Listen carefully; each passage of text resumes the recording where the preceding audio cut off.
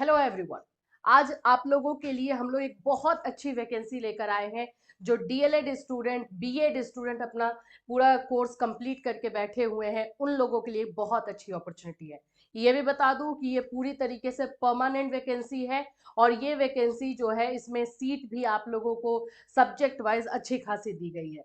तो अगर आप लोग इसमें अप्लाई करना चाहते हो तो वीडियो को डिटेल में पूरे लास्ट तक देखना, क्योंकि इसमें किस तरह से अप्लाई करना है, क्या क्या चीजें हैं, सब कुछ आपको बताई जाएगी। और साथ ही साथ में बीएड अपियरिंग, डीएलएड अपियरिंग बच्चे जो है इसमें फॉर्म को भर सकते हैं या नहीं, इस पर भी हम बात करेंगे।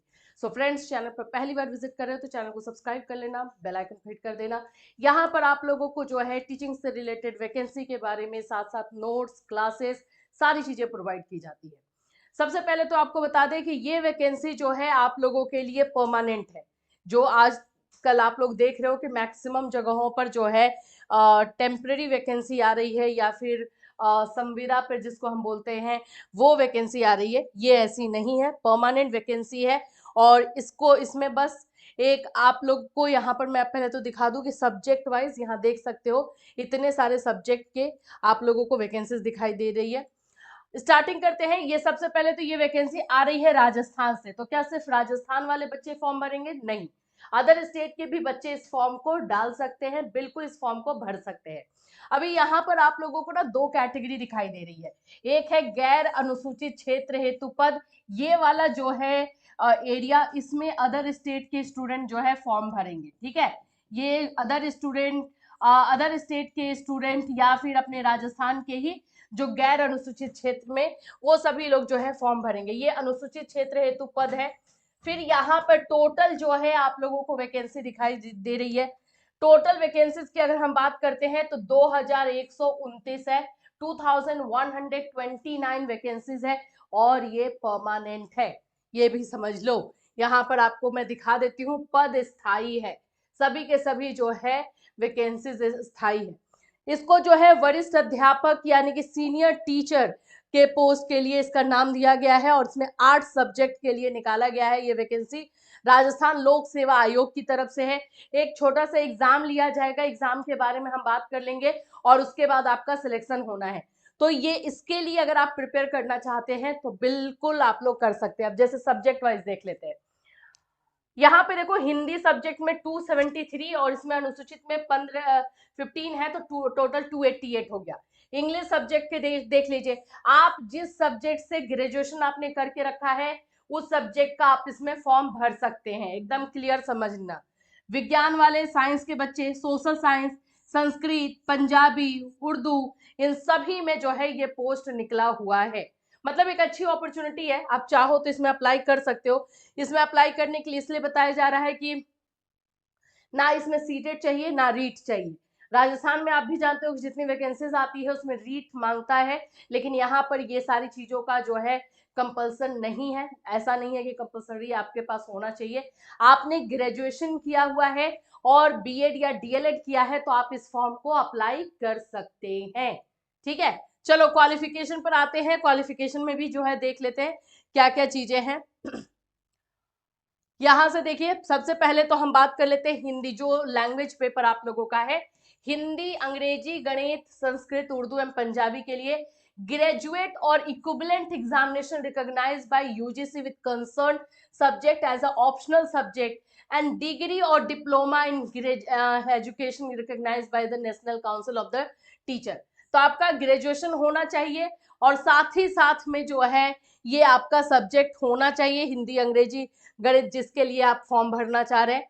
अगर साइंस के लिए देख ले तो साइंस का भी देखो, ग्रेजुएट और equivalent examination recognised by UGC at least 2 of the following subject as a optional. अब यहाँ पे साइंस के लिए रहता है physics, chemistry, zoology, botany, microbiology, इसमें से मतलब साइंस टीचर बनना है तो इसमें से कोई ना कोई 2 सब्जेक्ट आपका ऑप्शनल में भी होना चाहिए।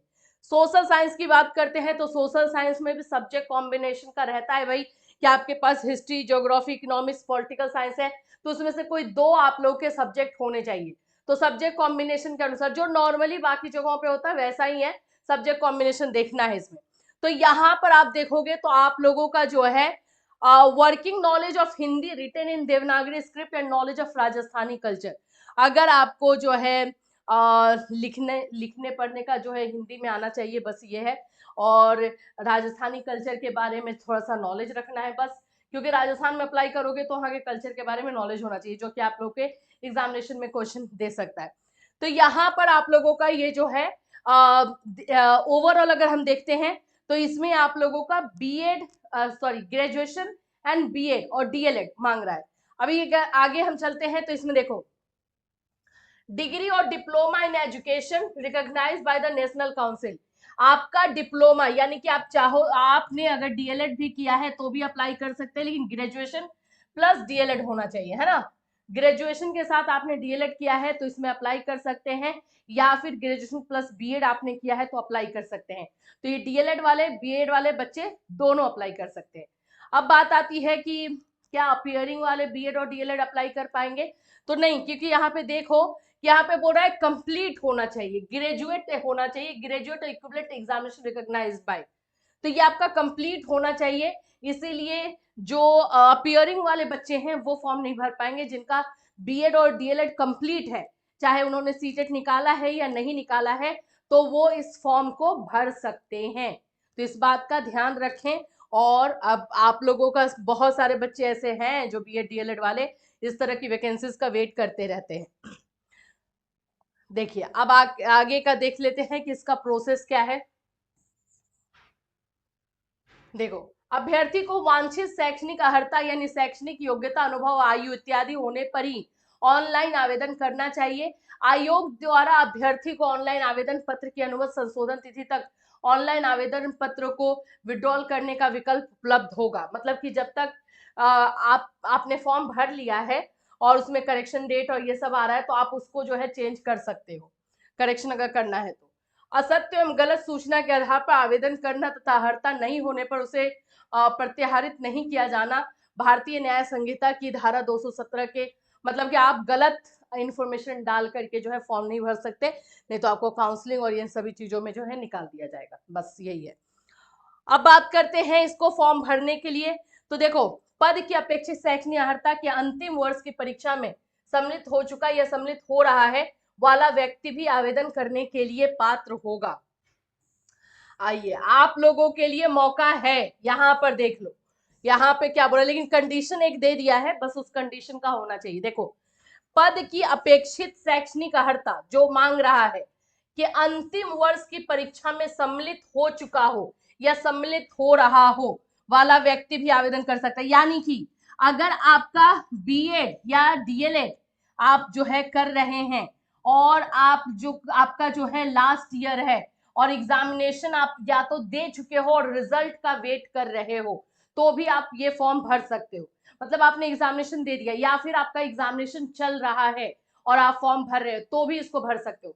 सिंपल बात ये है कि ये आप लोगों का फॉर्म आप लोग जो है डाल सकते हैं, अपियरिंग वाले बच्चे। यहाँ पे देख लो, ये नीचे में नोट करके दे दिया है, आप लोग अपियरिंग वाले डाल सकते हैं, लेकिन शर्त थोड़ा ये रखा गया है कि या तो आप एग्जामिनेशन दे चुके हैं और सिर्फ रिजल्ट का वेट कर रहे हैं तो डाल सकते हैं, या फिर आप एग्जाम दे रहे हैं जिसका रिजल्ट 1 से 2 महीने के अंदर आ जाएगा तो कर सकते हैं। मतलब कि काउंसलिंग के टाइम में आपके हाथ में रिजल्ट होना चाहिए, ये चीज है। तो इसलिए अपियरिंग को मौका दिया गया है। वेरी गुड, ये अच्छा चीज मिल गया कि अपियरिंग को मौका दिया गया है। अभी देखो, किंतु उसे आयोग द्वारा आयोजित प्रतियोगी परीक्षा से पूर्व शैक्षणिक अर्हता अर्जित करने का सबूत देना होगा। यानी जो इसका एग्जामिनेशन लिया जाएगा उसके पहले आपके पास वो सर्टिफिकेट होना चाहिए। तो मतलब यही है कि अगर आपका एग्जामिनेशन 1-2 महीने बाद होने वाला है तो आप अप्लाई नहीं कर पाएंगे, लेकिन अगर आपने एग्जामिनेशन दे दिया है और सिर्फ वेट कर रहे हो रिजल्ट का तो दे सकते हो, या भी आपका एग्जामिनेशन चल रहा है और 15-20 दिन के बाद अगर आप लोगों का जो है रिजल्ट आ जाना है या 1 महीने के बाद रिजल्ट आ जाना है तो आप कर सकते हो। तो थोड़ा देख लेना कि हाँ वो टाइम में आ रहा है या नहीं। तो मतलब ये समझ लो कि अपियरिंग को मौका भी दिया है, लेकिन बहुत लिमिटेड वे में है। जिन्होंने एग्जाम दे दिया है, रिजल्ट का वेट कर रहे हैं, उन लोगों के लिए है। अच्छी चीज है, लेकिन एटलीस्ट आप लोगों को, कुछ लोगों को तो मौका मिलेगा। आते हैं एज क्राइटेरिया पे। तो एज क्राइटेरिया जो नॉर्मली होता है वही है, 40 साल मैक्सिमम रखा गया है। और मिनिमम जो है 18 साल है। 1/1/2026 को न्यूनतम 18 वर्ष और अधिकतम जो है 40 वर्ष होना चाहिए। इसके अलावा जो है यहाँ पर आप लोगों को रिलैक्सेशन है, जो कि आपका अदर कास्ट SC ST हो जाता है, वहां पे 5 इयर्स है उन लोगों को, यानी कि उनका 45 साल होगा अगर आप SC। लेकिन अदर स्टेट वाले बच्चे तो जनरल कैटेगरी में ही काउंट होंगे। राजस्थान के जो भी बच्चे हैं उन लोगों के लिए यहाँ पर आपको दी गई है, एज रिलैक्सेशन है। वैसे आगे बढ़ते हैं। तो ये सारी चीजें हो गई हैं। अब आप अब देख लो कि इसको चयन प्रक्रिया क्या रहेगा, इसका मेरिट कैसे बनने वाला है। अभ्यर्थियों का चयन प्रतियोगी परीक्षा के माध्यम से किया जाएगा, यानी कॉम्पिटिटिव एग्जामिनेशन लिया जाएगा। आवश्यकता पड़ने पर आयोग द्वारा उसको नॉर्मलाइजेशन पद्धति को भी अपनाया जा सकेगा। संबंधित सेवा के नियम 28 के अनुसार आयोग द्वारा उपयुक्त पाए अभ्यर्थियों के नाम राज्य सरकार ही बताएगी, यानी मेरिट जो है जारी होगा। लिखित परीक्षा के आधार पर ही मेरिट जारी किया जाएगा। परीक्षा स्थान व तिथि के संबंध में यथा समय सूचित किया जाएगा। अभी एग्जामिनेशन का डेट जो है नहीं बताया गया है। एग्जामिनेशन का डेट आपको इसी साइट पर बताया जाएगा। तो आपको ये साइट, ये जो देख रहे हो rpscrajasthan.gov.in, इसको आप लोगों को सेव करके रखना है, इसको जाके चेक करना है। परीक्षा योजना व पाठ्यक्रम उक्त पदों से संबंधित सेवा नियम 22 के अनुसार प्रतियोगी परीक्षा के रूप में आयोजित की जाएगी, और जो करिकुलम है इसी साइट पर आप लोगों को मिलेगा। अब आप लोग जो है इसमें अप्लाई कब से कर सकते हो, तो आप लोग जो है 26 से, यानी कि कल से अप्लाई हो रहा है, 26 दिसंबर से अप्लाई स्टार्ट है और 24 जनवरी तक, ठीक है, 24 जनवरी 2025 तक अप्लाई कर पाएंगे। लगभग 1 महीने का टाइम आपको दिया गया है अप्लाई करने के लिए, ठीक है। इससे ज्यादा होगा तो आप नहीं कर पाएंगे, सिंपल वही है। देख रहे हो तो आप लोगों को मौका अच्छा खासा मिल रहा है इसमें। हाँ, अब आप लोग थोड़ा सा इसमें आपको प्रिपेयर करना होगा कि इसका करिकुलम क्या है। करिकुलम के अकॉर्डिंग आप लोगों की तैयारी जो है वो कर लेनी है। हाँ, मौका है, आप लोगों को सब्जेक्ट वाइज वैकेंसीज भी अच्छी खासी दी गई है, तो मौका बिल्कुल दिया गया है। ऑनलाइन आवेदन पत्र भरने से पूर्व, अब देखो अब इसको करोगे कैसे, थोड़ा सा इसमें आपको समझना पड़ेगा। यहाँ पर ना आप लोग को OTR करना है, ठीक है, वन टाइम रजिस्ट्रेशन, एक ही बार में रजिस्ट्रेशन, यानी एक पोस्ट के लिए आप ही अप्लाई कर पाओगे। सबसे पहली बात, आपको इस वाले साइट पे जाना है http पे और rajasthan.gov.in पर, वहां पर जा करके लॉग इन करना है सिटीजन ऐप G2C में। रिक्रूटमेंट पोर्टल का चयन कर अपने OTR नंबर संख्या के आधार पर ऑनलाइन आवेदन करेंगे। तो आप लोगों को जो है इस वाले साइट पर जा करके पहले तो ऑनलाइन आपको आवेदन करना है, और उसके बाद ऑनलाइन आपको एक्चुअली में लॉगिन करना है, और उसके बाद आगे का प्रोसेस है, ठीक है। तो ये आप लोगों का जो है अप्लाई करना है, वह ट्राई आप लोग जरूर जाके करना, और अच्छा है। तो बाकी सारा जो प्रोसेस है वो आप लोगों का सही दिया गया है। अब आते हैं फीस पर। तो यस, फीस तो लिया जा रहा है। यदि कोई अभ्यर्थी अपने ऑनलाइन आवेदन पत्र में संशोधन करना चाहता है, अगर आप करेक्शन करना चाहते हो तो उसके लिए है, लेकिन यस फीस इसमें है, 400 समथिंग इसमें फीस लग रहा है। यहाँ नीचे में आप देखोगे तो आप लोगों का जो है करिकुलम, ये पूरा करिकुलम दिया गया है, जो टेस्ट आप जो एग्जाम आपको लिया जाएगा उसका है। यहाँ पर आप देखोगे पेपर 1, देखो the examination shall carry 500 marks, there will be 2 paper, paper 1 shall be 200 और पेपर 2 विल बी 300 मार्क्स। एक आप लोग का सब्जेक्ट वाइज होगा और एक आप लोग का नॉर्मल जो है पासिंग मार्क्स का होता है। तो ये चीजें जो है आपका करिकुलम है। जो भी बच्चे जो है इसमें अप्लाई करना चाहते हैं, ये PDF हम लोग आपको अपने टेलीग्राम ग्रुप पे दे देंगे, वहां से देख लीजिएगा डिटेल में। अच्छी वैकेंसी है, बिल्कुल है अच्छी वैकेंसी। थोड़ा सा प्रिपरेशन कर लोगे तो बिल्कुल इस फॉर्म को जो है आप लोग भर सकते हो। फीस इसमें 400 है जनरल कैटेगरी के लिए, और बाकी कैटेगरी में जो है थोड़ा बहुत छूट मिला हुआ है। तो यस, फीस तो लग रहा है। अपने सब्जेक्ट के अनुसार देख लेना कि आपका क्वालिफिकेशन बैठ रहा है तो अप्लाई करना। करिकुलम भी जाके देखना है। देखो करिकुलम हमने देखा है ज्यादा टफ नहीं है, कंपेयर टू आप जो बाकी एग्जामिनेशन का प्रिपरेशन करते हो उसके अनुसार टफ नहीं है, तो आप कर सकते हो। लेकिन वही है कि आप अपना जैसे सब्जेक्ट है, जैसे यहाँ पे देख लो, यहाँ पे देखा हो तो साइंस में 261 है, मैथ्स में 539 है। तो सीट देख करके भी करना कि हाँ इतना सीट है तो इसमें हम कर पाएंगे यानी होगा कि नहीं। क्योंकि देखो बहुत बार ऐसा होता है ना कि हमें रिक्रूटमेंट तो आते रहता है, लेकिन हमें जो है उसके बारे में पता नहीं होता है, और इस तरह का रिक्रूटमेंट इसी तरह से हाथ से निकल जाता है जिसका ज्यादा जो है हाइप नहीं क्रिएट हो पाता है, ज्यादा लोगों तक नहीं पहुंच पाता है। तो ये वैकेंसीज आप लोगों के लिए यूजफुल है, इसीलिए हम लोग अपने चैनल के माध्यम से लेकर के आए हैं।